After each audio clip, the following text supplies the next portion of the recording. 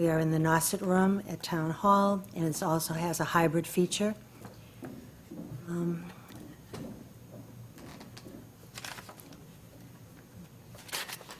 sorry, I just lost my thing.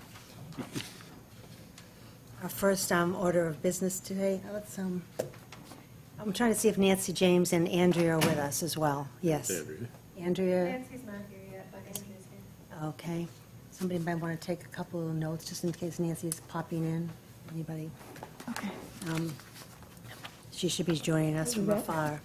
All right. Our first order of business today, we have a guest from Habitat for Humanity, Wendy Cullinan, Executive Director, and Beth Wade, Director of Development, and they're going to give us an overview of what's new with Habitat. Habitat's been around for a long time and has been doing great work, but they have some new ideas and some new suggestions, and I thought we'd like to share it with our Affordable Housing Committee. So, Sure. Welcome, Beth, and Thank you.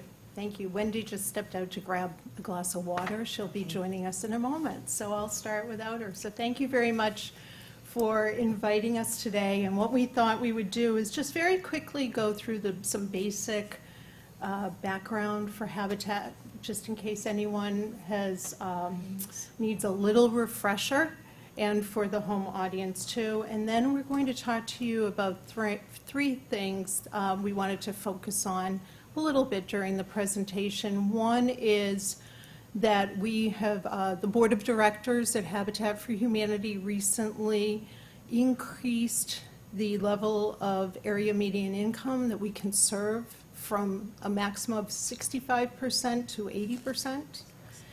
We're going to take a peek at a second draft of a density design that we're working on with Kurt Raber from Catalyst.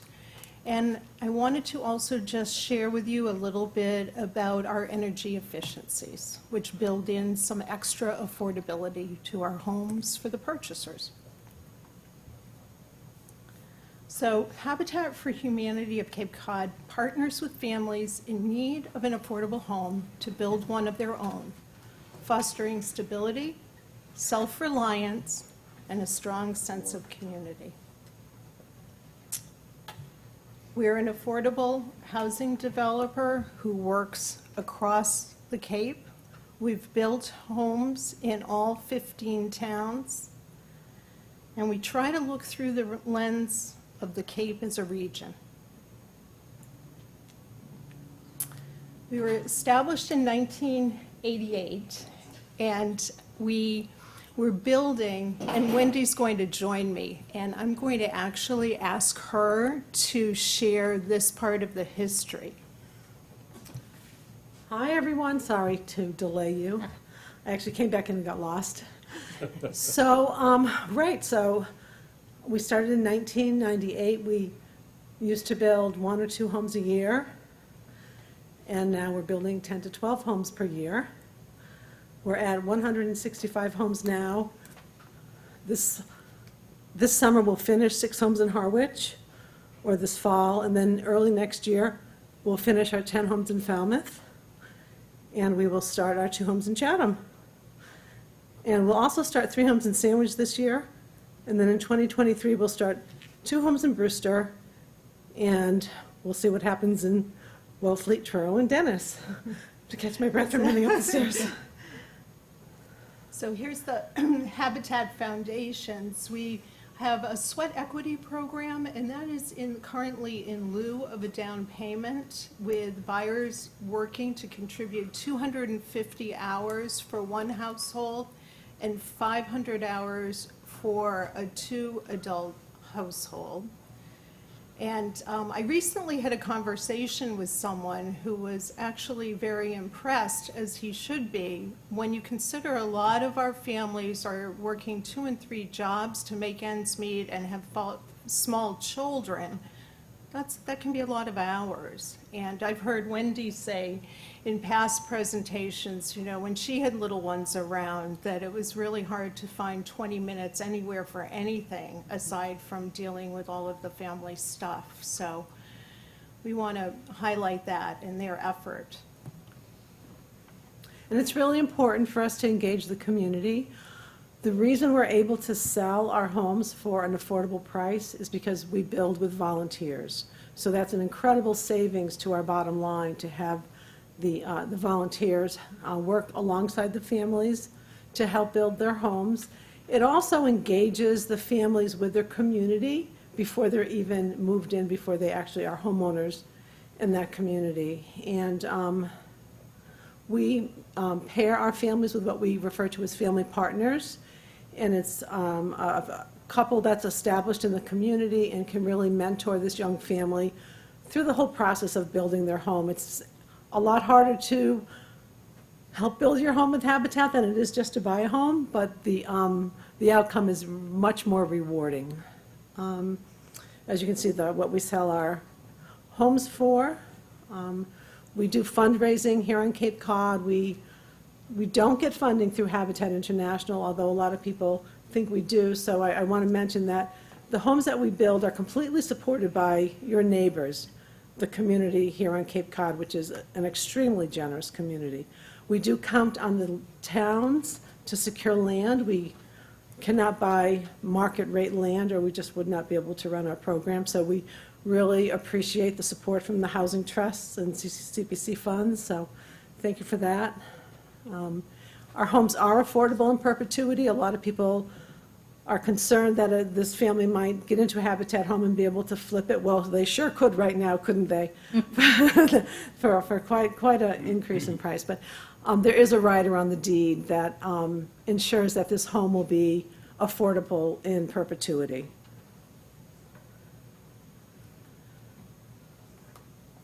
So we serve the community that earns 60 to 65% of the median income of Barnstable County. We recently went to the board and asked for them to approve us serving up to 80% AMI, which we know is so important. There's so many members of our community that fall into that, what they call the missing middle, I think is the term that's being used. So we do have a covenant with Habitat International to serve the most needy in our community. And that is a portion of the community that really has a great need for home, as well as the 60 to 65. So we're excited to be able to serve up to 80% as we move forward with some of our larger builds. To qualify for Habitat Home, you have to show that you have need. And the applicants send in a letter describing their current living situation. We also have a team of volunteers that go out and visit the applicants in their current living situation, because we want to really be sure there is need. We don't want to build a home for someone who, mom's sick of you sitting out by the pool all day, go get a Habitat home. That's not who we build for. So what we see is really an incredible amount of need, and you'd probably be surprised here on Cape Cod. There's families that are doubled and tripled up, mattresses in dining rooms. We don't typically serve the homeless community, but we do have homeless individuals, homeless families that have applied for Habitat homes. There's people that are working and living in their car here on Cape Cod. We've built in the past for someone who was sleeping on her school bus. People don't want to admit that, but there's a lot of very unhealthy situations right here on Cape Cod. Our applicants do have to show that they have a reliable income, because they're going to have to pay a mortgage. So we don't set anyone up for failure. So there is a credit review. We have volunteers at Cape Cod 5 that review the applications, and they will qualify someone with their credit worthiness. Now, we don't use that credit score, which would disqualify probably every single family that applies, because when you're earning 65% of the area median income, you probably don't have great credit. So what we need is them to show us their way of cleaning up their credit. Well, what's your plan? How much a month can you afford to pay off your bills? So we do have a team that really works with the families through the application process, and then to get them qualified. And I would say less than half will qualify for the 9 homes that we're going to be building next year. 103 applicants came in, and probably 40 or so will go through to the lottery. And then it's just what it sounds like. We put all the names we use a paint can because we're Habitat, And we pull the names out one by one, and, we maximize the bedroom size. So if we have some 2-bedroom and some 3-bedroom, there's a process as we pull the names out to maximize the use of the bedrooms. Beth mentioned the sweat equity. And yeah, what I always say is I raised 3 children, and I didn't have an extra 10 minutes for about 20 years.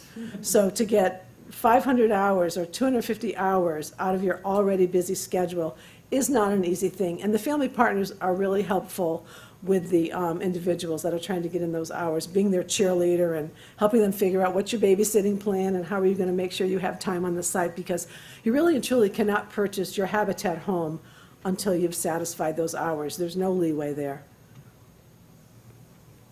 And who do we build for? We build for this list. I won't read it to you. You can all read, but that's who's, who we're building with, people that we really need here on the Cape. We're all hearing the same thing. Restaurants can't open to full capacity. That trickle down is really affecting our community. Right now in Falmouth, I was just saying this to someone today, these are all single moms in Falmouth, and we're building, and one is, works for an eye doctor, one works for Gosnell, one works for a nonprofit I can't remember the name of it, one works for the town of Mashpee. These are, people, these are our neighbors, these are our friends, these are people that we're interacting with every day. And we all know that there's that image of those people, who are those people that are going to live next to me. They're our buddies, they're our community. We have to dispel that thought process that these people are, going to be drug dealers and, being up to no good in the community. It's absolutely not the case. So I'm going to talk a little bit about design. Thanks, Wendy, Oh, you're for welcome. that. And I think if I can, I would add, I've been working for Habitat for Humanity since 2018, and I am so impressed with the whole process of engaging the community and truly breaking down myths, as Wendy alluded to, around those who are in our homes. There's so many great stories. So these are some of the homes that we have built in the past, and I am just putting them forward to you so you can see the diversity in what has been built to date. We build everything from, 3-bedroom capes, 3-bedroom ranches. That's a 4-bedroom home in the middle that was built on Paul Hush Way in Brewster. On the right is a 1-bedroom cape that was built in Truro and also has a composting toilet. And then in Falmouth, we did a custom design for a variety of reasons. It is a 2-family semi-detached dwelling unit. And we'll talk a little bit about those as we move forward. So Habitat seeks to be responsive within some parameters of its own niche.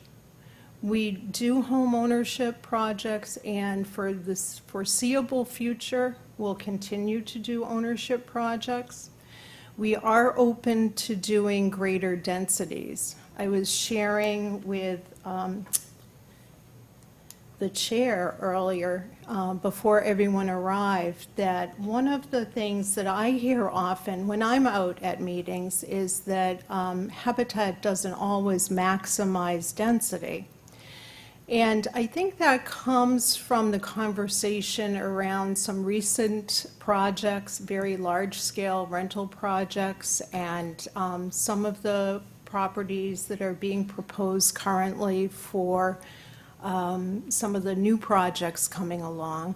But I decided before this meeting I would just look up a few of our recent projects and look at the actual densities. We typically build in areas that would not be suitable for some of these very large-scale builds, but we do create density.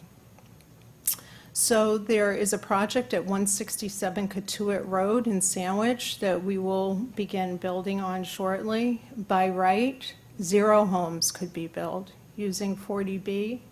we were able to unmerge a merged lot, and we will be building 2 homes on that property.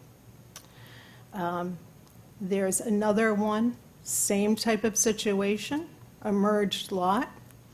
And in Mashpee, 0 homes could be built. With 40B, we're building 2 homes. Murray Lane in Harwich by right, because of the lot size and shape, 1 home could have been built on that lot, and we're building 6. And in West Falmouth, I guess it's East Falmouth, actually, Willett Way, the property under by right zoning would have contained 3 homes, and we're building 10.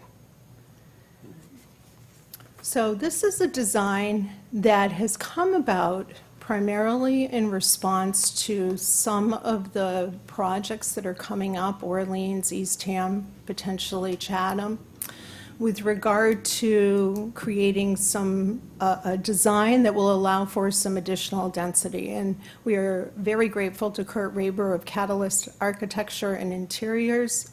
He is part of our land strategy group and has done this design. This is very preliminary, and there will be ongoing tweaks. And I certainly would encourage you, I'm going to leave the plans with you, and please do email me if you have any comments. So it's a cottage style, 2-story. At its widest, which is where that L is on the back, which contains a bedroom, this is a 3-bedroom, it's 26 feet across the back. But as you look at the very front of it, it's 18 feet across the front. And there may be ways to, as we work with the design, to decrease the L that is sticking out too. So I mentioned that. This is what the back of the home currently looks like.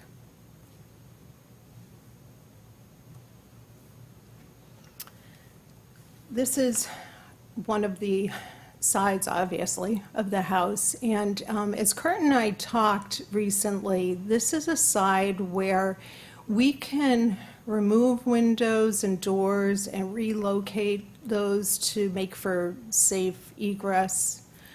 And that way we can butt them up extremely close to one another. There's also the potential for attached units. It's not our favorite way to build for a number of reasons and a couple of obstacles. Well, an obstacle that we have is with our USDA mortgages. We use primarily 502 direct mortgages. They do not allow us to condominium our units because they will not finance new condominium builds.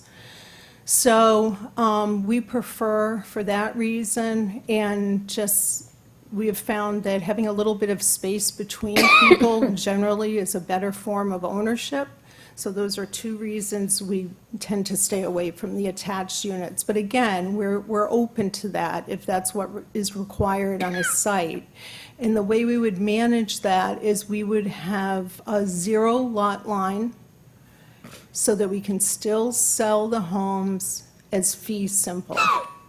And there would be a homeowner association agreement both for any common areas, and we do this all the time with our developments, so this is not a new thing for us, with great success and minimal headache.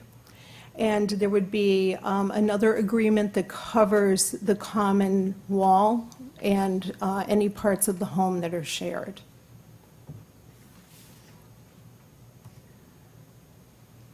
Here's the other side of the building.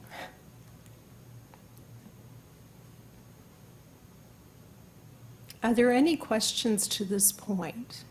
Marcia? You said it was 26 feet across the back, 18 across the front. What is Oh, yes. typical length? 40 feet, 40 feet? yes. So So I just want to pop in, it doesn't show in these renderings, but think of row houses, that's how we're imagining these, with very, very, very close together, as Beth said, to build more densely. They would still have their individual homes, but they would be much, much closer than we typically do now.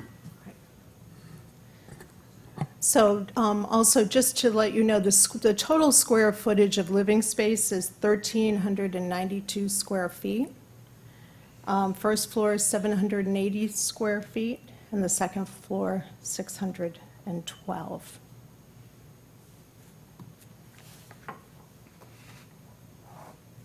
Any other questions?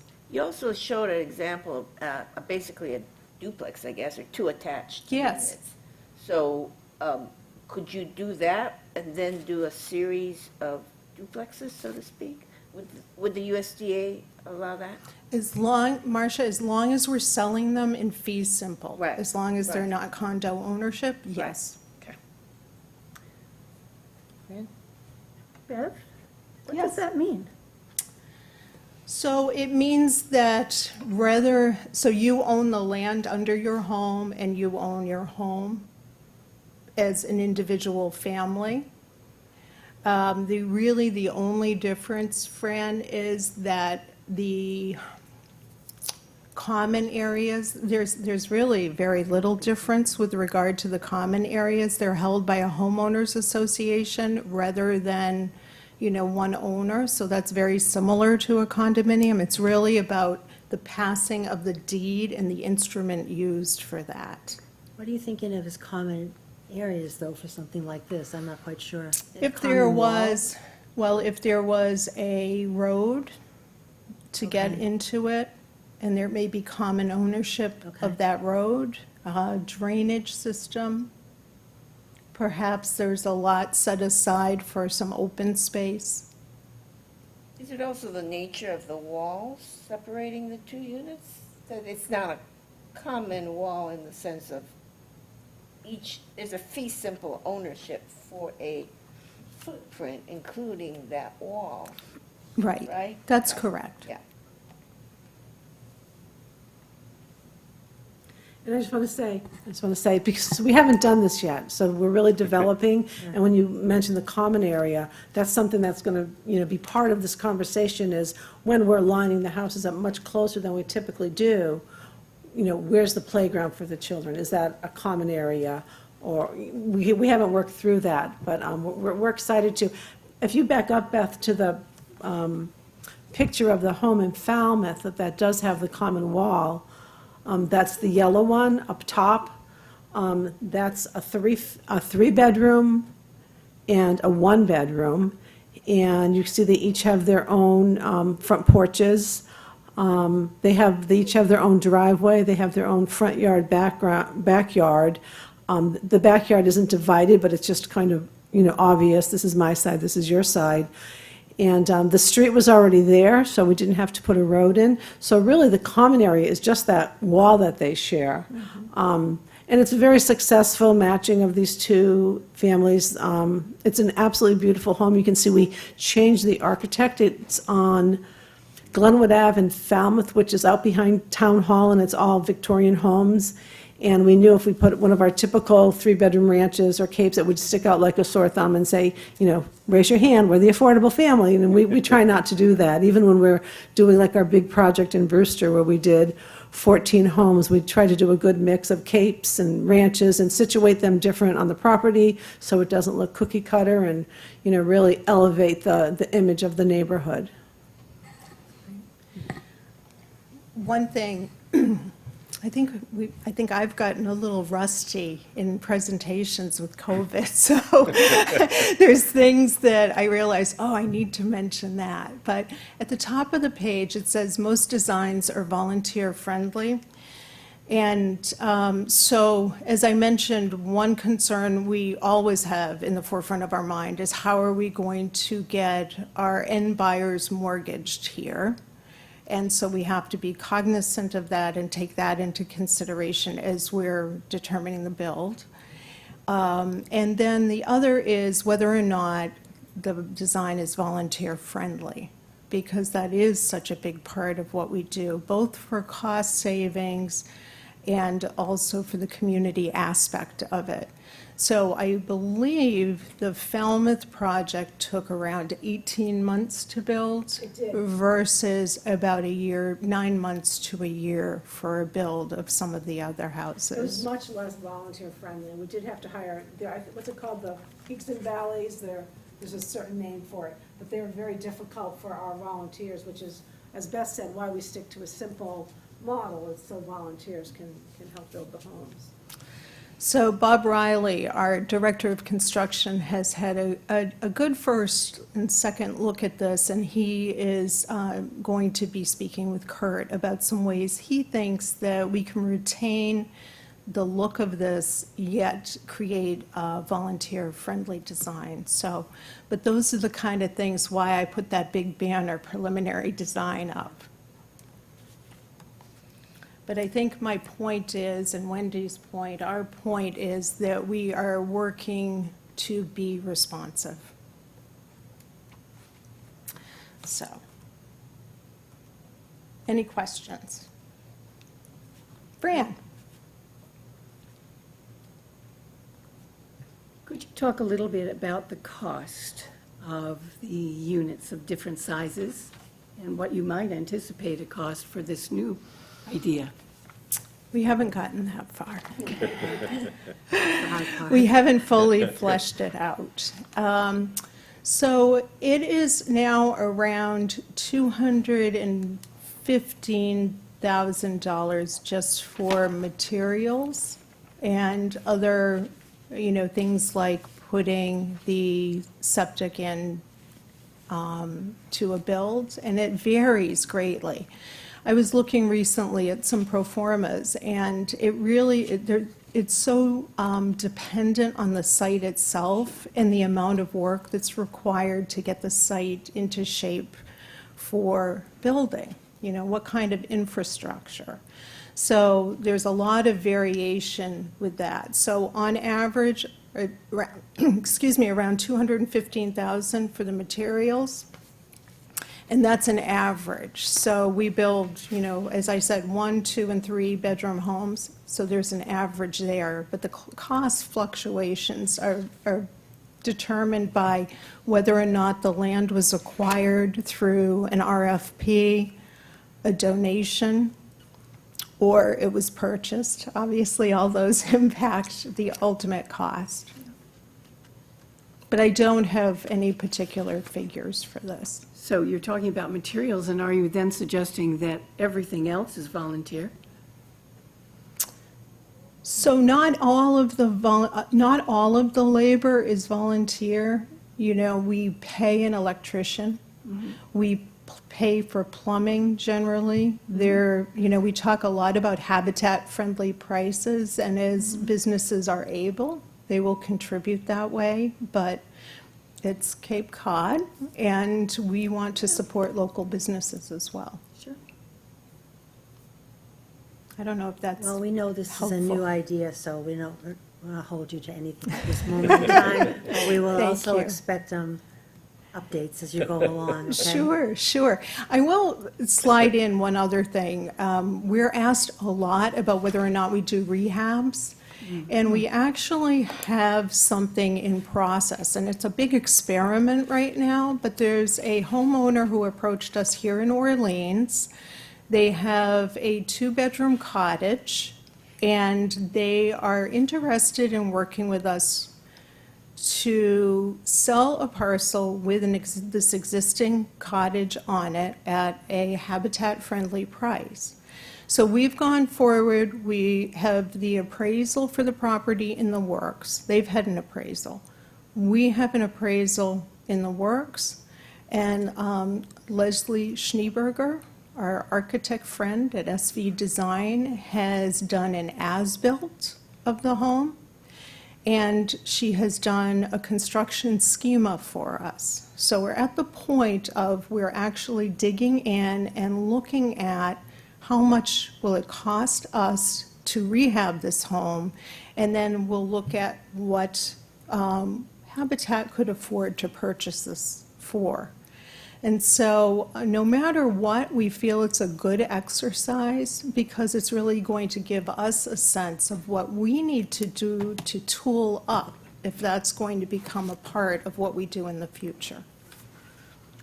Perhaps you'll hear more on that later. Anything else? Andrea, do you have anything you'd like to share? No? Fran? I love that you are looking at increasing the density.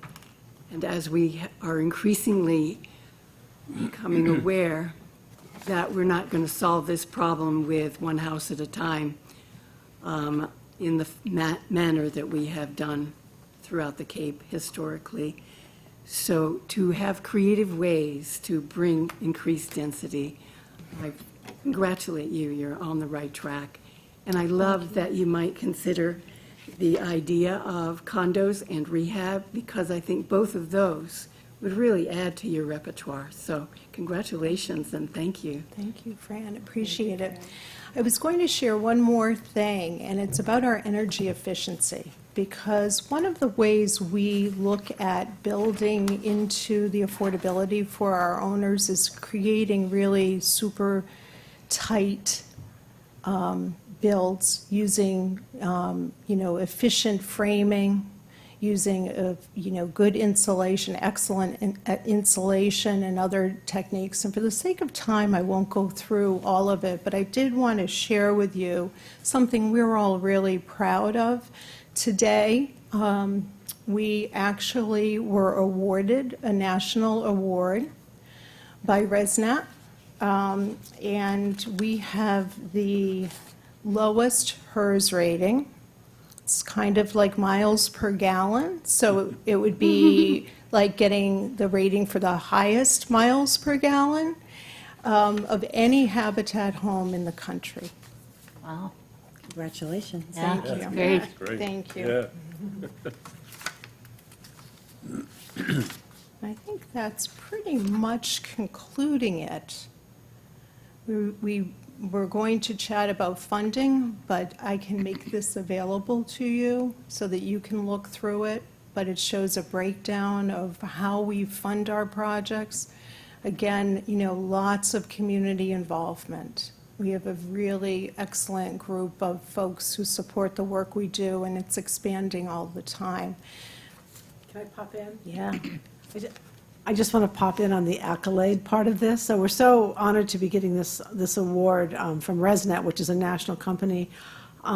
We also heard from, and this is all about our community, we heard from Habitat International that as a medium affiliate, we have the highest sales in cars for home donations. So the people that are donating their cars to us. There was a conference in Atlanta last week or the week before, and our Restore manager came back and said that our Yarmouth Restore has the highest sales per square foot of any Restore in the country. And this all speaks to this community that we live here on Cape Cod. We have so much support for our work. This is a little personal, but we are also awarded Best Place to Work by Plymouth and Business Magazine yesterday. So we're not supposed to announce that until tomorrow, I think, but we're just kind of like so thrilled to be recognized that, because we love our work. We all love the work we do because we're successful at what we do. I just want to just say a little bit about our solar program, which even a year and a half ago, Beth, maybe 2 years ago, we were saying, we'll put solar on our homes when we can raise the money for it. Our mission is to build the home and sell an affordable home. So we started specifically raising money outside of our typical community just for the solar, and it's been so successful. We're just about committed to putting solar. We feel we can raise money to put solar on all of our Habitat homes, which, it's just that equity in affordable energy, right, to really be able to provide that to our families. So we're excited. Just wanted to brag a little. Thank you, Beth.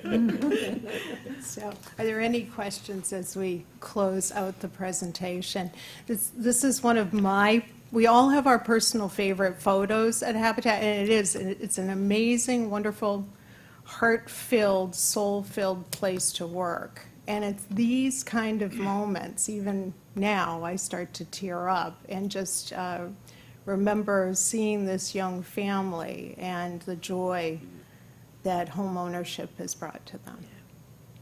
So thank you very much. Thank you. Thank you, Wendy and Beth. We've I always, apologize for running in late. Typically an early bird. well, you don't have to apologize because your enthusiasm carried you, so that's fine. But, I think a couple of points, Fran made that point about density, which is exciting to us. We're all been supportive of Habitat as a big piece of affordable housing, but the fact that you are becoming responsive to the way things are changing is exciting for your organization, and it's exciting for the community as well. So thank you this was sort of hot off the press information. And I heard about it, and Beth said she might come share it once it became known, and I really feel that 80% increase means a lot, as well as the density. So to be continued, but we are so happy that you were able to come and spend time with us today. Thank you for having us. Thank you so We much. We love to. Oh, somebody has a question. Oh, Susan. Well, I apologize if I should know this already, which is entirely possible. But are you looking at Orleans now for building a high density kind of? Yes. So that's, and you're The answer- looking for land donation or identification of land So- possibilities? So I tend to be in conversation with almost every town planner on the Cape. And so George Meservey and I have had some wonderful conversations in the past, and we do stay in touch. We've been interviewed by the Barrett Group with regard to Governor Prince and whether or not there's any opportunity for some portion of that, perhaps, to include these density homes. But we are looking always, as Wendy alluded to, we need to get the land in order to make our pro formas work. And so if there is surplus land in the town of Orleans, we're very willing to take a look at it. And, we have a wonderful engineer who works with us, we have architects, and so I'm able to do a lot of vetting of parcels of property, even coordinating it with town efforts and doing soil tests and that type of thing. So we've had some wonderful recent land donations. Some of you may know about Beth Finch in Brewster and her donation of 2 parcels in the exact opposite of NIMBYism. It's YIMBYism. Yes, in my Yeah. backyard. And she divided her parcel into 3.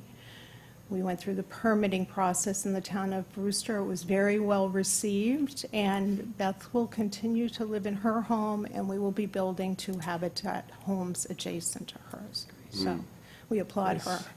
Yeah, amazing. Can So the I, answer is yes. Beth, can I ask you to send me that PowerPoint so we can have some of those details? I Absolutely. appreciate it. Sure, Thank you. of course. Thank you. Thank you so much for, Thank you for having us. Thank you. thank you for giving us some Thank you. time today, and keep up the good work.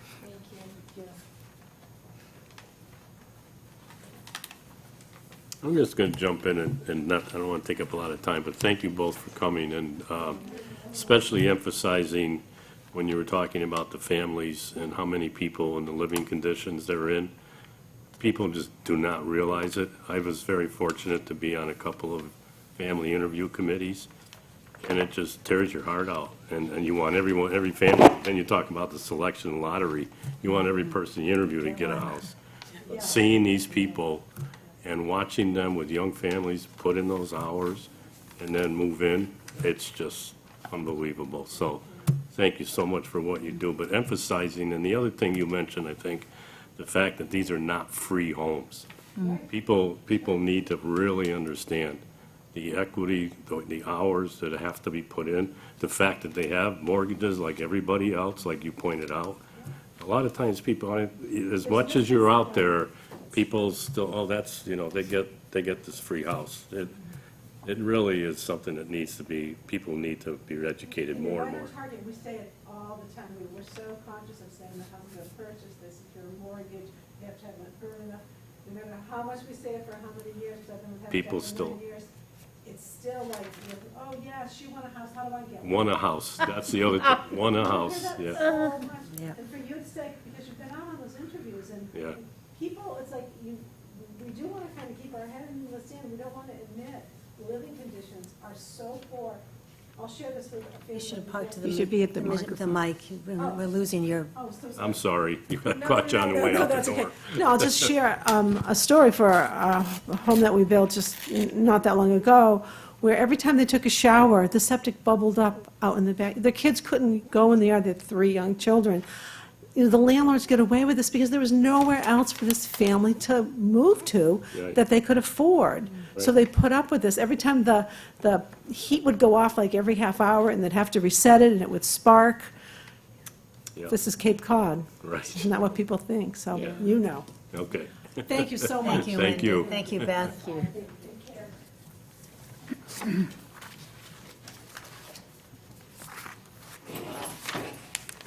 Okay. Well, I invited them because I think Oh, it's that's really interesting. important that we see that, you know, everybody's trying harder to address this problem. And comments were made by everyone at this table that this is important changes for their approach and it might help us in the future. Which leads us into update on Governor Prince Committee, and we're talking about possibilities for housing on that piece of land too.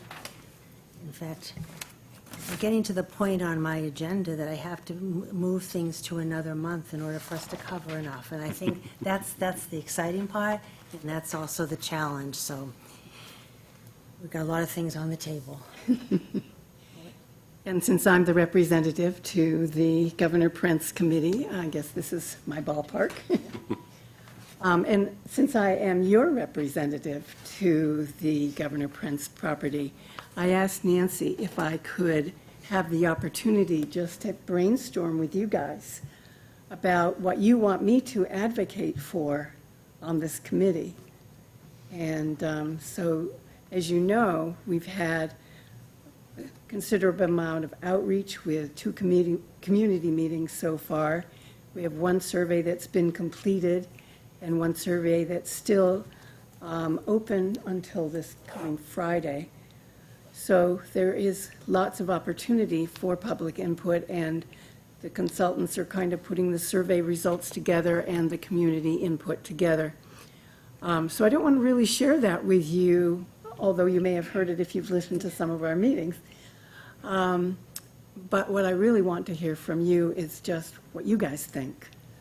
You've worked in housing, you know about it, you know what's expensive, what's possible, what's hard, what our guidelines are. You're the informed group.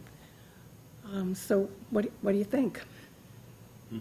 One thing I could, well, it just kind of came up on the thought, just when they were in here, about shared areas. Like, so if you're talking density, it's kind of small, but there could be a lot of items that, for example, bicycle storage. If we're near the bike path, we'd like to encourage bicycles. That would be a great place to have a community storage area. You don't want people bringing it, because when I used to live in an apartment, I'd bring my bike up the stairs, and that's not good for anybody, because you're just creating noise and marks on the wall. And so storage maybe near the bike path, that kind of a thing would be kind of a community. And then other things like, I have a solar water heater on my house, and, you know, a big array with large tanks feeding multiple, you know, each tank could feed more than 1 unit. So it's kind of like in common areas where you could have like a larger capacity item, whatever, furnace, and that could be kind of located in common areas so that it doesn't take the area from the residential usage. Be interesting to, given their recognition recently for their good work around kind of zero, what's the term? Zero lot line. Zero imprint, yeah. How they've approached things in terms of solar energy, heat pumps, these kind of things that, you know, is that something that prospective developers could be required to sign in for, to agree to that approach to development. Seems like it would make a lot of sense if possible, but I thought that the second survey where people who were voting on different models, visual models, was really effective. I hope a lot of people do that survey, because It gets confusing because you're like this or that and this or that. Yeah, this or that. It's like right. imagine going to the candy store and all day. M&Ms. Yeah, right, You kind of like where are we going with all of this? Yeah. But it does.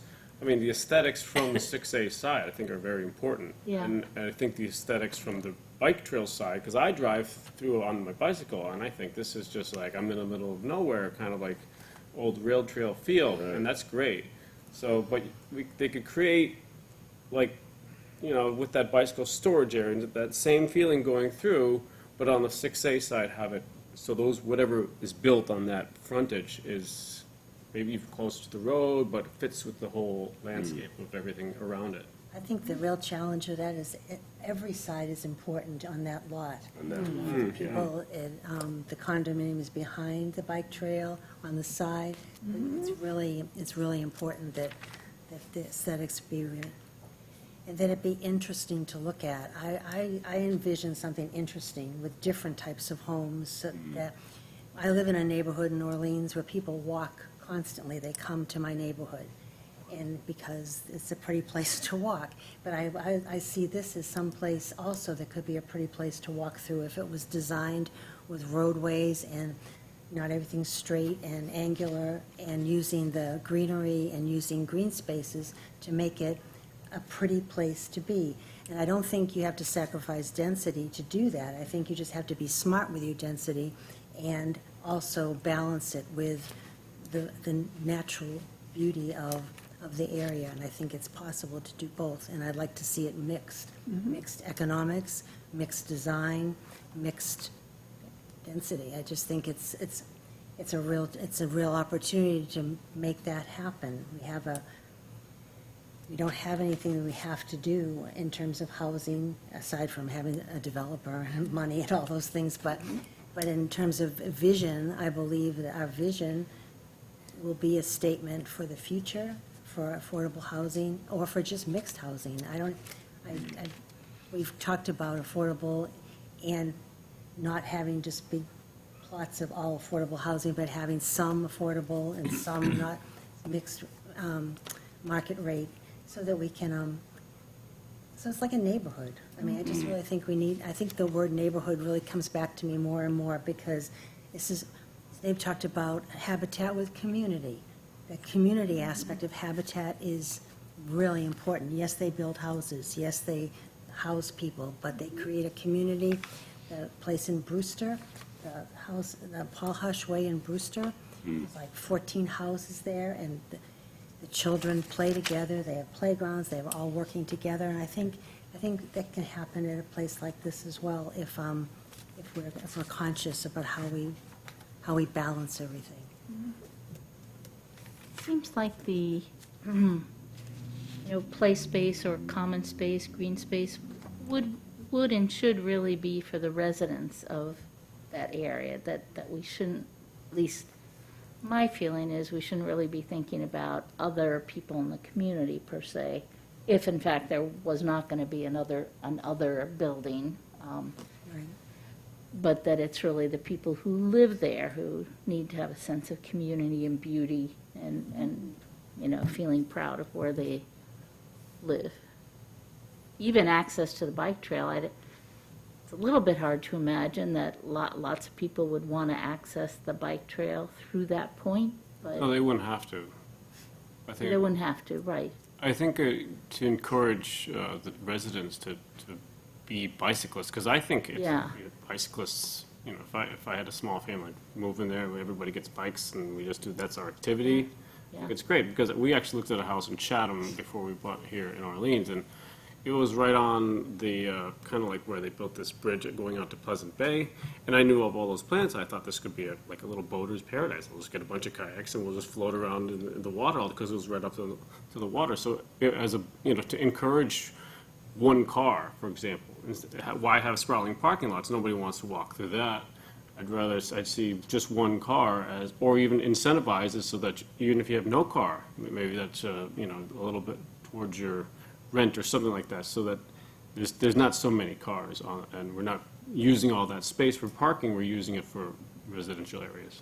Yeah, that point is an important one, too. How it many is. cars and how many parking spaces. Reduce Yeah. the parking, I hear you. The more that I listen to this and look at things and listen to everybody's opinions, I realize 5 acres sounds so terrific, and it is terrific, but because of the topography of that land and its situation and so many other factors, that we have to be honest about what we can actually fit on there to make it work well without crowding so much that it loses its purpose for many different things. So, and I know there are other issues. I hope that we as Affordable Housing Committee are trying to support the idea of having affordable housing on that property, but I'm not unaware that other people would like to use it for some other, and in the end, that's the decision of the committee and the decision of the town.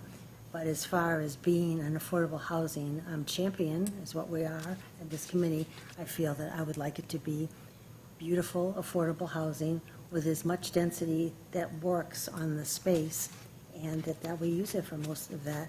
But it's also visually attractive for our town and for anybody who might want to walk through there or ride their bike through there. Right. So, If Well if said. the vote is for predominantly affordable housing, if not all affordable housing, how do people feel about whether Habitat could be a part of that? I don't really know how that kind of thing works. I think the difficulty was that Habitat, given their ownership model, would have to have their own parcel. So Yeah. You'd have to They would. subdivide a parcel, which makes for less flexibility in overall. Right. This is just off the top of my head, I don't know if that's really the issue. So the question is, if you want to have a home ownership type model, then the best mechanism that is financially viable, we need to see whether Habitat could play that role or whether there are other ways to do it. You know, I've seen single developers that can do a home ownership as well as rental on a single piece of property without having to subdivide it. So that would be ideal, so that you wouldn't have to take the extra step of subdividing.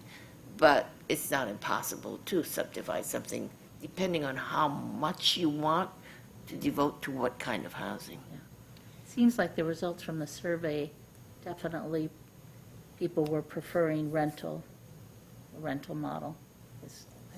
I also Ours. think that we're talking so much about the need for rental property that we sometimes forget about the ownership piece, because part of our study, you know, out of the 100 possible units, 15 were supposed to be for home ownership. So it's not that we sort of push the rental, because that's obviously really important, but I don't think we should forget that some kind of ownership, and I'm not saying Habitat versus anything else, I'm just saying some kind of ownership opportunities might be part of this. I think it's Design. financial. I mean, I think ownership is very desirable, but it does cost more. So you trade off numbers for the costs. So, we'll see. Anything else? Andrew, Well, you're so there's a quiet lot- today. Nothing? There's a lot That's of balancing unusual. acts on the Yeah. Governor Pence property that we'll have to, I mean, you'll have to have conversation over whether, you know, how much, if, you know, for Yeah. those that did the survey want a community center or community access, like Nancy says, if you want to walk through, how much of it, or where there's residential areas where people from the public should not go at all, like obviously into their homes or into their area, but, you know, a basketball court that the kids at the middle school can go over and use, but is also, you know, who also, you know, that also gets used by the residents there, you know, and also the whole, how many units can we put there, but there's only 5 acres, and you want to make it affordable, so there's that whole balancing act. So there's a lot of conversations that are, There are, yeah. have to be hashed out. And you get into the, you know, you mentioned it, Nancy, the density versus the visibility. I mean, you don't want it to look like there's all these units crammed into this 5 acres and then the topography that everybody's mentioned. But I think that the balancing act will be the density and the visibility of it, and, you know, what it looks like, and, you know, whether you can balance home ownership versus and rental in there would be would be interesting to see. And yes, that's, our goal and our mission is affordable housing, and I think at the same time, as other people mentioned, there are other interests. And so you've got this balancing act as a committee to try to, obviously, no matter what you come up with, it's not going to satisfy everybody, but to try to balance something for the community as a whole. So it is, whatever is there is something that everybody would support and be proud of. So it's, there's obviously a lot to consider there, yeah.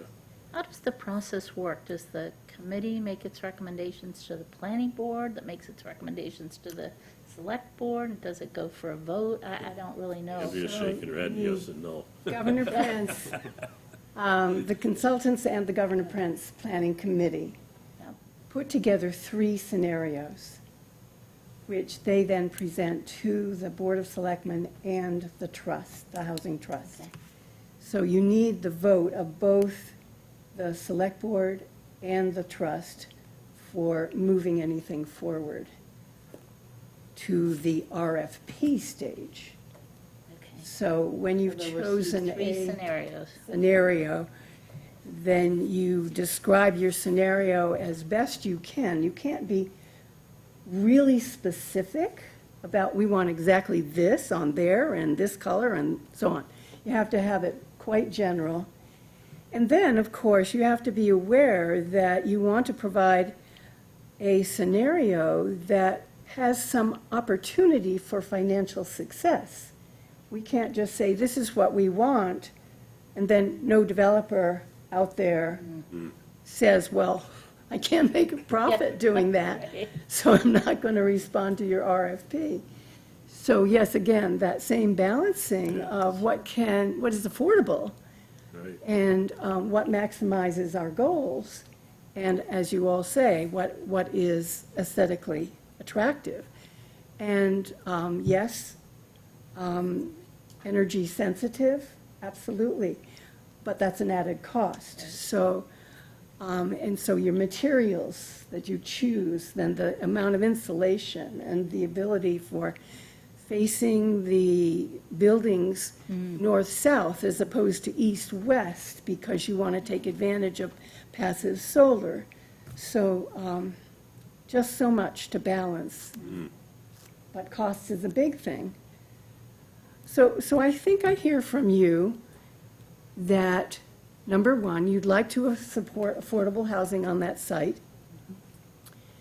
You would like to have it be aesthetically pleasing, with some green space and a community center, a community feeling, neighborhood kind of feeling, and that we recognize that there are other municipal interests in the property.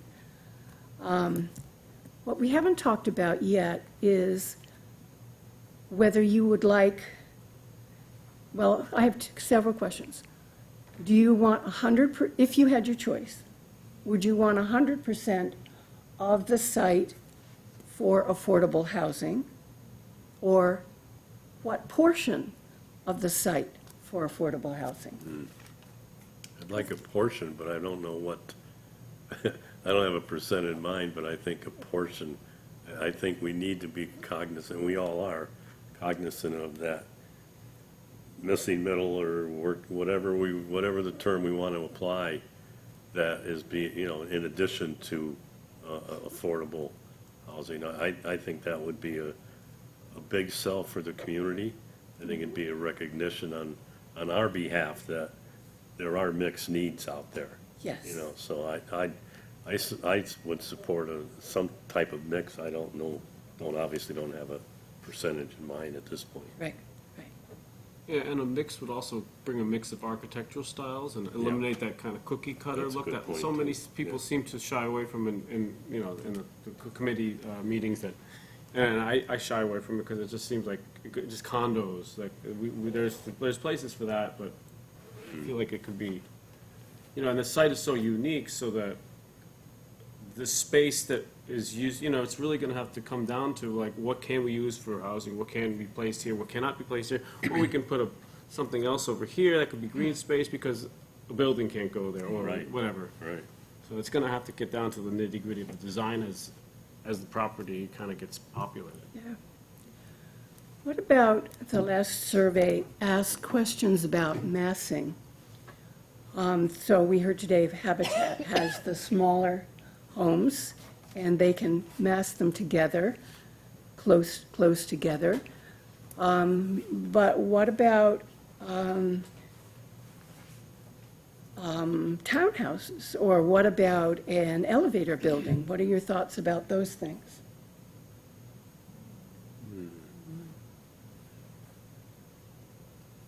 I, speak. No, go ahead. No, I was thinking. We're just thinking right now, right? We're just. No, I just have a comment of a friend of mine. He bought this building for his wife's office, but he subdivided it and created a 3-story condo.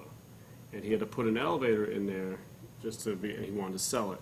The elevator was really, really expensive, like $100,000, and he had to go through all this extra permitting and stuff. So once you add an elevator, that can add a huge cost to the building, and even though it may service a population, but it just adds a very Yes. large.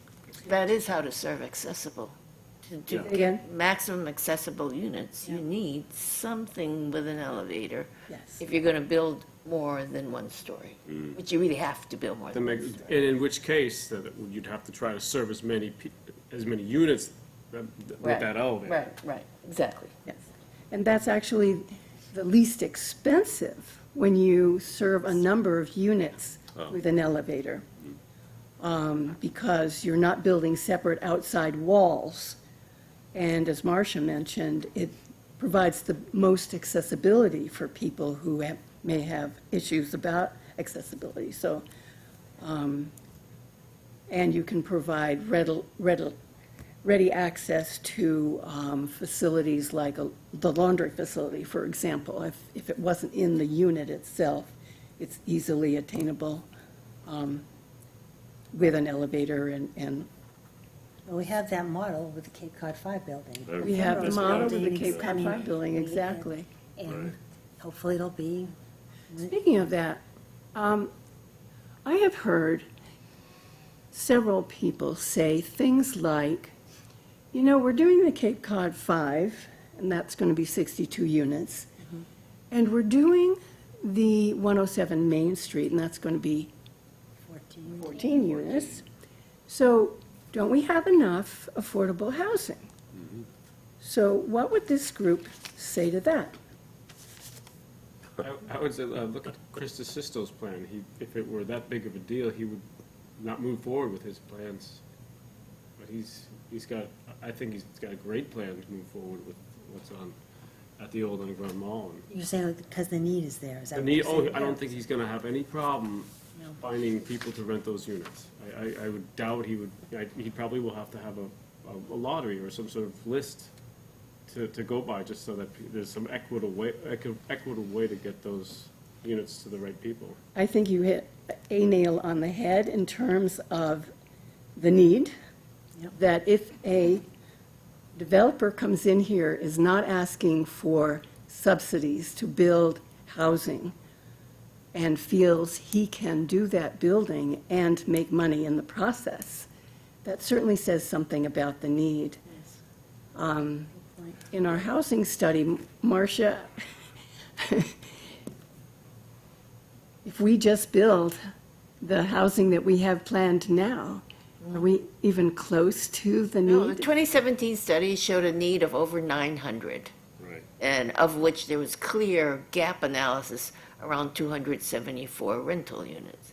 So we're a long way. With 100, even if we achieve the 100 in 10 years, you need 3 or 4 decades at that rate, to meet anywhere near the 2017 need, Yes. much less any growth in need. Yes. But aren't we then also balancing affordable versus the other working force type of housing? I mean, when you mentioned the builders that don't need any subsidy, will build it to be affordable for them. Small, affordable. It's small affordable. Yeah. But there's a balancing of those two needs. You have the capitally affordable and you have the affordable. And you mentioned the underground mall, according to the letter, only 4 of those are gonna be affordable.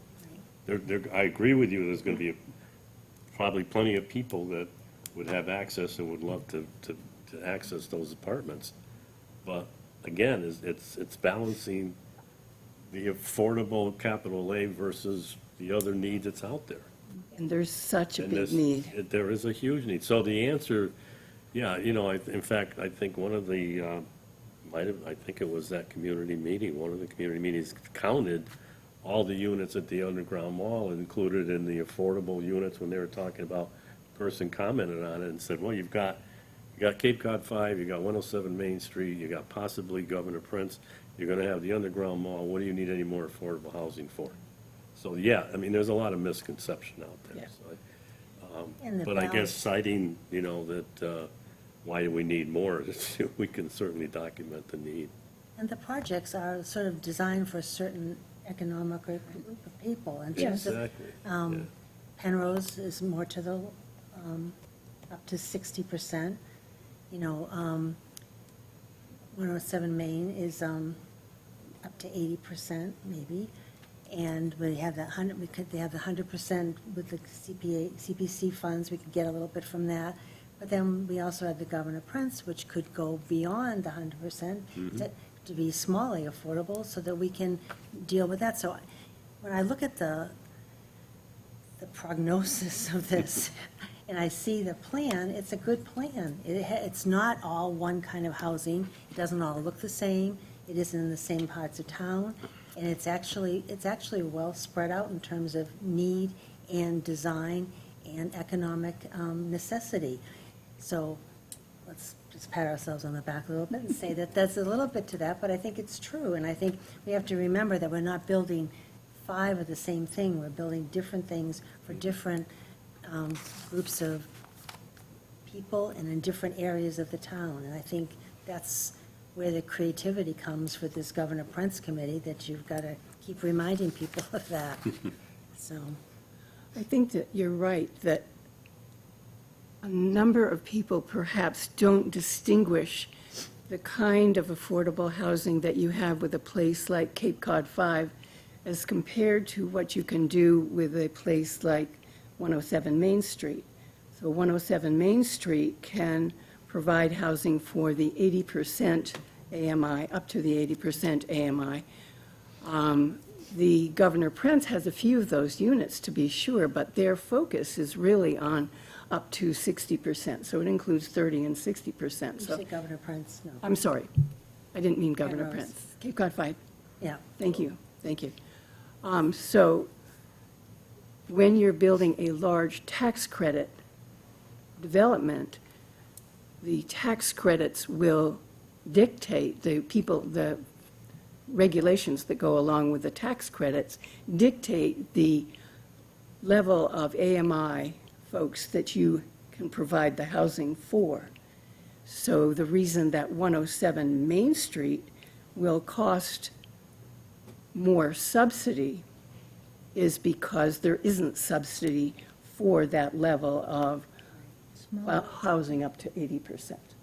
So folks will say that we need to create density and do that least subsidy possible without realizing that you're excluding a number of people that also need housing and that can qualify for a level of housing. And just one other thing to throw into this pot is, that we've been talking about, the firefighters and the police and the people who don't qualify for any of this particular housing, but it is an extremely important need, and what can we create or do or encourage for that group of people, because it's just a critical need, and I'm not sure what the total answer is. We've looked at a lot of things, and some things don't work, but the fact that we're aware of it, and we have a parcel of land that might be able to lead us to some success in that, along with the underground mall idea as well. Those two things, we have to keep our eye on those, because that will make it possible for people who are in a higher income bracket, but not able to afford the housing costs of this area. So, I hope other towns are having these same conversations, just because I'm thinking, when I was a teacher and a principal, the last thing I wanted to do was live in the town where I taught. Because parents stop you in the grocery store, and, it's nice to have an adjacent town where you can live and have a little separation from the work you do. So I hope to benefit, Orleans folks or folks who work in Orleans, that they have options beyond Orleans, which we don't have any control over. Well, actually, I was a teacher too, and I loved living in the town. Would you? I guess it, yeah. So I don't know. It varies. That out as, I love seeing the people in the grocery store, but that was It just, depends on that's what just the who I am. disciplinary role is. Yeah, if you're a principal, maybe. Yeah, maybe not, yeah. But I think the issue with the fire and the police is they've got to be close, especially the fire, have Well, to they be have to be, close yeah. to the town so that, within a certain distance, so that they can get to their job. So I think that that's probably how we got into that topic. The other thing, I think that we need to think about our housing as being regional, and that Penrose, who is the developer, as you know, for the Cape Cod 5, has asked other towns, CPC committees, to allocate money for Cape Cod And we 5. contributed to the Eastham bill. Yes. Orleans gave money for the It's great. Eastham. And I think I heard that Truro very recently voted at their town meeting $100,000 for Cape Cod 5. Oh, nice. That's Yeah, a that's rumor. great. Not sure if it's true, but I thought I heard that. All right, did that give you enough for? Yeah, this? thank you a lot. I'll be So, back with Yeah, more so I ideas. think that's great. It's a big job to come up with something, but it's really valuable. We appreciate your time on that. Yeah, it's fun. So, anyway. All right, speaking of other housing things, I wanted to write a letter of support for the affordable, for the housing plan for Maplehurst Builders and Krista Sisto. And I sent you a copy of the letter, which Marcia helped me edit and make crisper, and I was wondering if there's any discussion or if there's support for this, that I could send it along. The purpose of the letter is not to influence or to have any role in the decision-making process, but to encourage the growth of this particular piece of property for affordable, small a, affordable apartments for our workforce. And I think there are a lot of things that are very positive about the project. I think the builder who first came here in January, just to, as a courtesy, just to tell us about it and see if we are for our mutual interest. I think he's been visiting lots of groups informally because he wants to do, I think he seems to be a good steward of this project, and he understands that he has to make it affordable for himself and for the people who live there, but as Rich just mentioned, I think the need is definitely there for this type of apartment. Also, I think right now it could really use some improvement as a piece of land and representative to our town. Right now, it's unattractive and unused, so it'd be a very good use for housing. So I don't know if there's any wordsmithing anybody needs to do, but I would like to send this on to the Old Kings Highway because they are looking at this in terms of their own restrictions and their own guidelines in terms of how it will fit into that. If you look on orleansplaza.com, there is a new version of the with the cottages in front, the 12 cottages in front. When he came to us, it was 3 buildings, but there was concern that how it looked on 6A, so he's put in these 2.5-story cottages in the front, 12 units of those. So that's the front piece, and then the higher units go in the back, and then further in the back, those higher units will also cover the parking that's going toward the back of the property as well. So he seems to be listening to the community and aware of some of the issues, but also he seems strong in his own beliefs as well. So do we have any comments? I think it's an excellent letter, Nancy and Marcia. It's wonderful.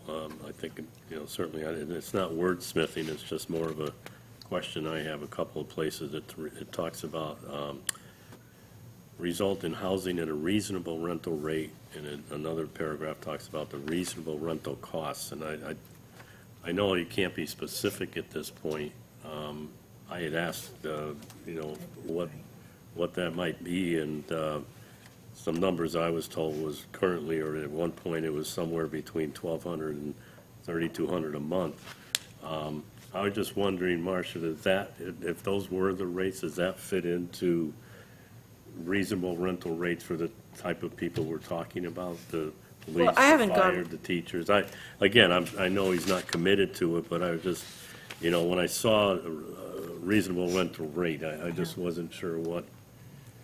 Well, that's probably a promise that he's made, but we haven't. Yeah, and I got a haven't number. compared it to median rent, but one, he was talking about a smaller unit size. And I'm 700 not talking square about foot. huge units that Right, would have to right. market higher. And when I heard him talk about it, it sounded reasonable Okay. in terms of what's available here. Yeah. And the third point is that we just don't have that much rental stock, period, in the Right. private market.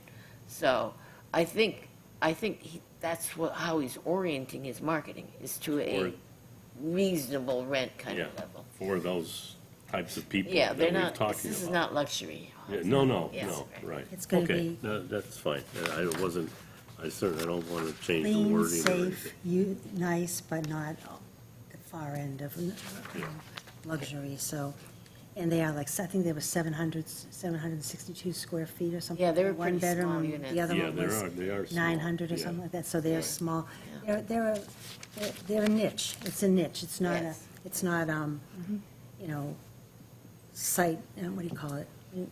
Building, when you just spec house, it's not just a spec. No, for I realize anything, that. it's I for just, that. I wasn't sure when they talked the reasonable rates, if that fit in with the rates of affordability of the audience that we're talking about. We're hoping so, but I can Right. take that word out, but I think that No, it's. no, I'm not asking you know, to but, do that. It's the lower end of the rental market, it's Yeah. certainly at the higher end of the rental market. Okay. So, anyway, anything else regarding this? Good. Could I have a motion to approve this letter before I send it? So moved. Move to approve the letter? Second? Second? All in favor? Aye. I also think it actually is appropriate, the way Marcia has helped me reword it, is that we could use it for other groups as well, in terms of not just Old Kings Highway. So I think, a letter of support if we needed to do that. So I will send that There's along. also that warrant item of a bike or connector that goes from Overland Way on this year's warrant to I'm connect sorry. a bike path or something. Baker's Pond Road, I think it's Baker's Yeah, Pond so Road that to would the. give those residents a way of That's a good safely point. getting, because I always thought, how would you get there? You wouldn't want to go up 6A. It's just not, That's right, so if that goes on the warrant, that appeal, I think, yeah, I think. is that on CPC? I think that's- I just was leafing through it today, and I That's noticed CPC. that, I thought that was a great thing for that project. I think it is, I think it's Park and Rec or Bike and Pedestrian that have put that in, to put that, a stop sign, a light there, so people can get through there. So that's a good point. Our bicycle champion here, thank you. Okay, I will send that along. Now, I was told that there was going to be a meeting on May 6th. That's why I had this sent out today, but I just looked at the agenda and it's not on the agenda, so, but I'll still send the letter and we'll see when it comes up next. They changed the agenda, but we'll continue with that. But I thank you for stepping out and supporting these things and I think us having a voice that this is really important, so I appreciate your support on that. Okay, anything else on that one? Okay, future agenda items, number 5, and the joint meeting with Affordable Housing Trust Board. At our last meeting, we approved Marcia's work on the scope of work for the upcoming new analysis of data.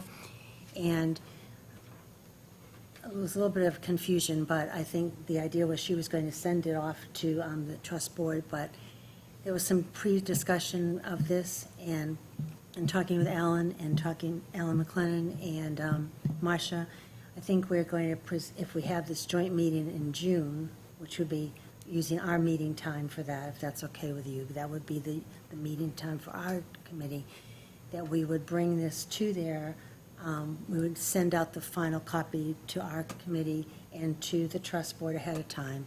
They would have time to review it, and then we would use it as a discussion piece and go over answer some questions, because there were questions, I watched that meeting, but I didn't participate in the last trust board meeting, and there were some questions that I could have raised my hand and answered, but it wasn't appropriate to do it at the time, and I think we'd like to have it more of a discussion before we present it for approval.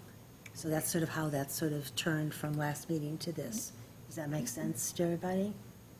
You would ask for action at that meeting. We'd ask for a I vote would at vote, action. yeah, right. So it isn't to discuss whether we should want to send it to them. We know we want to give it to them, but that would give some time for some questions.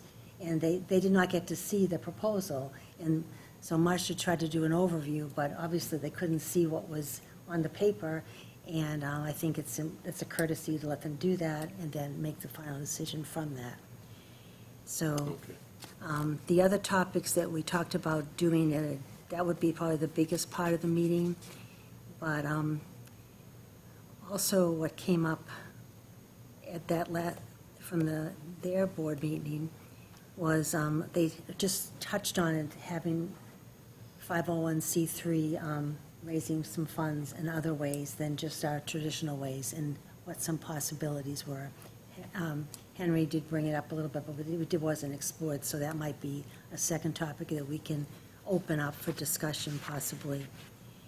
And the third thing was, which came out of this committee last time, and it sort of came out of a discussion, I think with Alan or at their committee, the need to do an update, some kind of update for the community, just as the things you were speaking to. People don't remember that this is working, or we've got this plan, but this is what's in the works right now. Penrose is trying to get financial support. HAC is trying to get financial support. They're trying to get permitting, all these things, but where we are on the scheme of things, and how much housing we do think we need, all of those things, but not a long report, but a dashboard kind of thing to go with our, for the community. Andrea last time mentioned a newsletter or something, and we also talked about our website. And the fourth thing that came up at that meeting, and this is, and we can also talk about this at this joint meeting as well. In the past, Katie Ribby, who resigned from this committee and was on the trust board, was acting sort of as a liaison from that committee to this, to talk about what was going on at both places. That was sort of when we first started the trust board, we thought we couldn't get a person from the Affordable Housing Committee as a member, but we thought it would be nice to have that connection. I don't know if it needs to be continued. It happened to be convenient because she applied to the trust board and it worked out well. So I don't know if it's necessary, if we need to just go and report. There was questions about why would they need to be on this board committee if they couldn't vote or do anything. So it became a discussion that, once again, I was listening, but I couldn't say anything. So we're going to put it back maybe to that group, but I'm not sure if now that everything is on the air, we can hear everything, and we can also go and participate and give a report from our committee. It's all part of the communication back and forth among the two housing committees and between the two housing committees, which is a constant goal of ours and a constant effort on our part to make sure that we're both on the same page. So those are the four things that came up at that last meeting that we could have on the agenda for this current meeting, this June meeting. That's a lot of talking, but. Yeah. Any comments, please? Nancy, were you going to include in, I wasn't sure, number 3, the website Right, issue? I was going to bring that up secondly, because that's what came up at the trust board meeting. So I wanted to comment on that first, and then I was going to bring up the next one. You're right, the next Okay. topic. So any concerns with any of those topics? Oh, they're good. Most of them, I think, are fairly short in terms of discussion, and if we send out the work ahead of time, hopefully that will help. Nancy, the second point you raised, which I think I heard had to do with raising money for projects. Would that be specifically raising money for the trust? Right. Ways to approach doing that? Is Right. that? I think you referred to that last time at one of our meetings last time. Yeah. We've been talking about that because this is expensive work, this affordable Yeah. housing development. And so there has been we've talked about this for 3 years. And I think it's about time that we maybe try to nail something down a little bit and see if it's possible. If it's not possible, then that's fine, but a lot of topics come in cycles here, and we go there, and then we move away, and then we come back. And this is one that has done that, and it's come up both at the trust and our committee several times. And we know that the cost of this is only increasing, not going anywhere down. So, Fran? On that topic, to me, there's two topics there. Our trust, our Affordable Housing Trust, could receive donations, Right? land, houses, money, whatever. But there's then the other topic of the need for attainable housing that just is above, people with incomes above what we can use our money for. Yep. And I think there's this question about, should there be, and we've talked for years about this as an option, should there be another trust that wasn't dedicated to just affordable housing, but more towards an attainable housing? And that conversation is happening in a number of towns. And one of the funding mechanisms for something like that is another conversation that's happening in many towns, but also at the state legislature, and that is called the mansion tax, Yes. where the idea is that when a property sells over a certain amount, maybe 2 million or 1 million or whatever in a certain community, that a very small tax, like a 101% or 1% of that transaction would go into a different kind of trust, not necessarily for affordable, but for the kind of housing for which there is no funding now. So it's a complicated, actually, conversation. We may not get to all of that at this joint meeting. That's the third point. That's good stuff. But what we learned is, when I started on this committee 6 years ago, we were looking for one piece of land that might have been available in Orleans to buy something, and it was like there was nothing even available. And so we've come quite a long way, even in that time, in terms of now the availability and the broadening of our perspective and And what when I can came to happen. this committee, it was like someone just brought the punch bowl and started getting going, because before it wasn't, we're looking for land, now all of a sudden there's covered know. fence and 107. So we have to keep our eye on what's actually going on. The second piece of this that Marcia and I talked about, well, last time we talked about, Fran and I looking at our website and trying to do that, and because of some other things, I sort of pushed that off a little bit. But in talking with Marcia as well, we sort of broadened this a little bit, so maybe you'd like to talk about it. Yeah, as I was coming up with what a web page might be for this committee, I think what is needed in terms of the public, certainly in terms of people understanding need and all that we've come through, is we really need a housing landing page. In other words, somebody's going to look up housing. They're not going to look up trusts. They're not going to look up committee, et cetera. So I went online and I searched for housing. And I got citations of this document and that document, et cetera, but not really very useful. So I started looking around, and because I worked there, I went to the Arlington County website, and they have a host of other web pages that you get if you search for housing. So you get searching for affordable housing. How do you find affordable housing? You've got a housing committee. They have a missing middle effort. They have various partnerships, et cetera. So you get a host of other resources there. So as I was looking at it, it occurred to me that you can't get the kind of page you want without talking also to the trust, because they're part of the housing thing. And actually, both committees need to share work on a housing, either page, landing, whatever you want to call it. I don't know enough about website development, which then can link to committees, to resources, to regional organizations, to nationwide needs. It's really endless what you can create. So it seems to me you can't really proceed on your work unless there's a discussion with the trust, and if there's an agreement, that we really need to create a housing landing page, not just a trust landing page and a committee landing page, then it needs to be a joint effort. And then you had talked about using some of the CPC money, which you do have for public outreach, and this seems to be an appropriate way to spend it, and really build a robust housing presence on the town's website.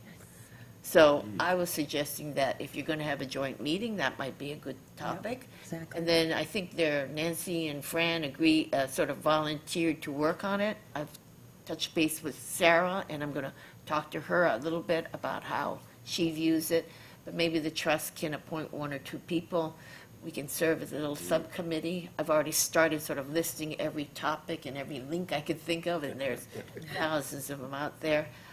So this might be a good joint project, using the CPC money to hire the web expertise you need, because I am not it, and Sarah doesn't have the time to Right, put to it. We So got the you would money. use the CPC money to hire a web consultant, but it would be broader than just your webpage. Excellent. I'm excited about this. Yeah, I think that we is get an idea, and then other excellent. people Yeah. start thinking about it, and it grows, and it gets better. I think it uses our CPC money, which I Yep. wanted to do for a long time, and it also contributes to this communication thing we're building with the trust at all times, and it also will be clear to everybody how it all fits together. So Excellent. that Yeah, is our that's goal. great. It'll Yeah. be done when? So if we're talking about June, what I was thinking is, I'm going to talk to Sarah, but maybe the 3 of us can meet with Sarah. That's one Great. thing we can Yeah, do. let's try that. And if the trust wants to appoint someone, that's fine, but even before that. And then really, what we all need to do is look around at other websites and find models, because the Arlington County one is a little bit too involved. I mean, this is a smaller community, and you don't need to go to all that details. I started looking at Brewster. The way they organize it is actually fairly logical. It's not so extensive as what I'm thinking of, but it's a little bit more logical than how our website is. So there might be others, and I've not had the time or don't know where to look. But if all of us start looking around at websites that we consider particularly helpful, I think the key is you do have to create content. You have to think about this site map and what its connections are. You have to create lists of links that are particularly appropriate and helpful. So the web expertise can help you design it, but you all need to provide, well, we don't forget them and connect to that and organize it such that I'm just somebody who's trying to find out about housing. I'm going to search for housing, and what am I going to find? Right, Nice, that's great. wonderful. It's exciting. All So right. if I set up a meeting with Sarah, maybe we Yeah, can that'd have be an great. initial meeting. I don't know how much she's worked with consultants on it. I assume she has, and Let's do it. I do want to make sure, though, that whatever we create, because I've seen websites that get stale very quickly. And so what you want to do is to have some refreshment, but you can't put a huge workload on a town staff. Right. So you have to make it such that it can be easily updated. Maybe there needs to be roles in both the committees to have that kind of review, because you have to review it constantly and keep it up to date. So that's one piece that I'm very conscious that we do it very carefully. Andrea? Just to weigh in on this, it's really important. It's fantastic that you're doing all of this and the discussion. But I beg you to get somebody who's got the capacity to tell your story to an audience that is only beginning to ask the questions. Sometimes what we've been fighting in government is that it makes sense to set up websites and web searches on the structures that we're comfortable working with, but it does nothing to serve the public in that way. And even though we have a search feature on our current website, I'll tell you, in the last 2 days, just trying to assist people to find things on the website is still going on. Right. So if part of your agreement with the trust is how you frame the story of housing from different points of view, and that might be more of a marketing person than necessarily a technical web person, but it could be a multi-skilled person. But I think that would also help engage our our second homeowners, who I think would contribute greatly if they understood the nature of the problem.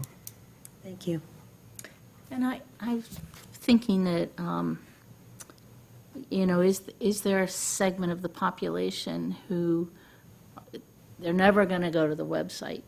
And in terms of community education, they're going to need some kind of a flyer or something that is a paper mailing, and which may also direct them to the website, because they might not have even thought of looking at it, but kind of how that could dovetail with. I can look into that, too. Yes. Okay. Thank you. All right. I just wanted to, one more thing before we do the minutes. I saw an ad in the paper for the Lower Cape Housing and ADU Resource Center. We were talking about this last time, and that the money was given to Homeless Prevention Council and Community Development Partnership. And it's called Financial Incentives, Technical Assistance and Resources to Eligible Homeowners Interested in Building an ADU. Resident services to landlords and tenants to promote positive tenancy and long-term rental success. Online resource library. Lower Cape Housing Stabilization Fund for residents who are not otherwise eligible for housing support and are at greater risk of becoming homeless. So I think this thing is, at least it's been advertised. We talked about having them maybe come and see us and tell about it a little bit, but the ad was interesting to have it in there. So We might want to invite them to come and tell us I'd what like that to. program is all I about. was trying to think when that could be, because now we use our June meeting, probably July is probably not the best one, but this is going on, is this a year program, or is this I know they got money, are they going to be supported long-term for this, or is this a? They received $1 million from ARPA Fund to share, Homeless Prevention Council and CDP, Community Development Partnership. And so they are putting together, this is the kickstart this program, and how it gets financed in the future, I think, is Okay, so the question. but it's a good resource for these accessory dwelling units. We've been questioning those for quite a while, so maybe this will be a help. But I would like to invite them to come to a future meeting. Is there anything else on my future agenda list that you'd like to tell me before we end that discussion? Is there anything else? It seems that we've got a pretty full agenda coming up. Okay, I would just like to say that I have been the representative to HOME, which is the county, that's right. Barnstable County Home Consortium, and it is a group of people who are meeting from 15 or 18, I think there are 18 members, but 15 towns, meet to discuss how to spend federal home money. It's very much geared to the most needy of our population, and they meet once a month, and I've been now going to those meetings as your representative Yes. since January of 2000, and most of the representatives from the different towns are staff, and they are far more knowledgeable than I and one or two other volunteers who sort of hobble along. So anyway, Marcia and I have communicated, and George have communicated, and I'm going to put my resignation in as representative, and Marcia has very generously agreed that she would. But John Kelly will then name me in place. Yes. Thank you for your Thank service. you. Thank you for your future service. That's good. I think that's appropriate. So, We'll be far better represented, I can tell. no, I'm sure you did a good job, but anyway. All right, and our last item today is to approve the minutes from April 5th. Do I have a motion So to move. second? Second. Any discussion? Okay. All in favor? Aye. Abstain, I wasn't here. Okay, 1, 2, 3, 4, 0, 1. All right. Thank you for your contribution to this meeting, and our next meeting is scheduled for Tuesday, June 7th, and I will work with Alan McClendon to make that a joint meeting with the trust, and we will go forward with all our great ideas. Great. Thank you, Nancy. Thank you. Thank you, everyone, for joining us, and good evening. Oh, motion, we I didn't motioned motion. to Like to Sorry, adjourn? Sorry, we didn't vote, I just adjourned myself. And motion to adjourn? Rich did. Okay, second, Fran, all in favor? Aye. I Thanks, Rich. Good night, everyone. Talking.